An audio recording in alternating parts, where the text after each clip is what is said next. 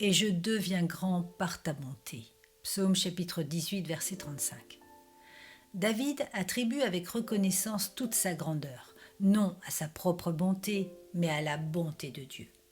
On pourrait aussi traduire par ta mansuétude ou ta providence. Et la providence n'est rien d'autre que la bonté en action. La bonté est le bourgeon dont la providence est la fleur, ou bien la bonté est la graine dont la providence est la moisson. Certains traduisent par ton aide, qui n'est qu'un autre mot pour providence. La providence, la suralliée des saints, les aidant dans le service de leur Seigneur. Ou encore, ton humilité me fait devenir grand. Ta condescendance apporte peut-être une explication compréhensible en combinant les idées citées et en incluant celle d'humilité. C'est Dieu se faisant petit qui fait que notre être grandit.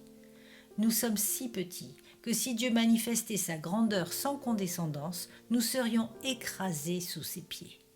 Mais Dieu, qui doit se baisser pour voir les cieux et se pencher pour voir ce que font les anges, tourne son regard encore plus bas et regarde les faibles et les contrits et les fait devenir grands. Il y a encore d'autres traductions, comme celle de la Septante qui dit « Ta discipline, ta correction paternelle me fait devenir grand », tandis qu'une autre version lit « Ta parole m'a fait grandir ». L'idée est encore la même. David attribue toute sa grandeur à la bonté condescendante de son Père céleste. Que ce sentiment trouve un écho dans nos cœurs, tandis que nous jetons nos couronnes aux pieds de Jésus et que nous crions « Et je deviens grand par ta bonté ». Combien merveilleuse a été notre expérience de la mansuétude de Dieu. Quelle douceur dans ses corrections, quelle douceur dans sa patience, quelle douceur dans ses enseignements, quelle douceur dans ses approches. Médite sur ce thème, ô croyant.